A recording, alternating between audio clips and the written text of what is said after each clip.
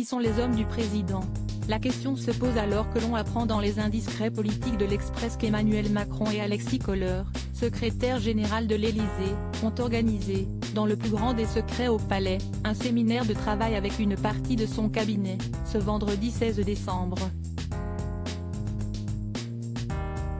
Il faut dire que l'emploi du temps du chef de l'État est bien rempli ces derniers jours, au Qatar ce mercredi pour assister à la demi-finale de la Coupe du Monde opposant l'équipe de France à celle du Maroc.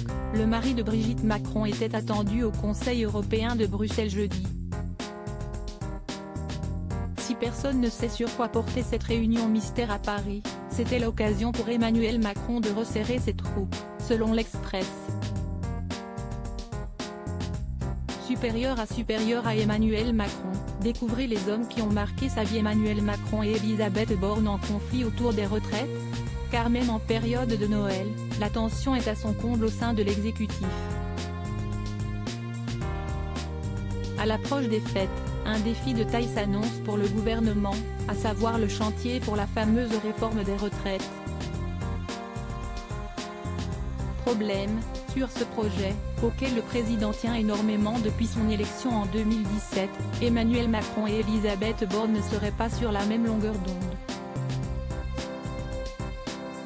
L'objectif pour le président de la République est de faire passer l'âge légal de départ à la retraite de 62 ans à 64 ans, si ce n'est pas 65 ans, tandis que pour la première ministre craint le spectre des protestations qui ont déchiré la France en 2019.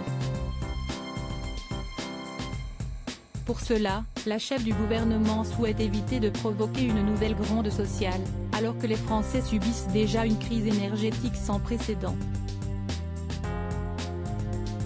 On ne peut pas encore parler d'affrontement entre l'Élysée et Matignon, mais il y a une réalité qu'on ne peut pas nier non plus, le président et la première ministre n'ont tout simplement pas le même mandat, a tenu à rappeler un ministre de poids dans le Figaro, ce jeudi 15 décembre. Crédit photo, JB Autissier panoramique.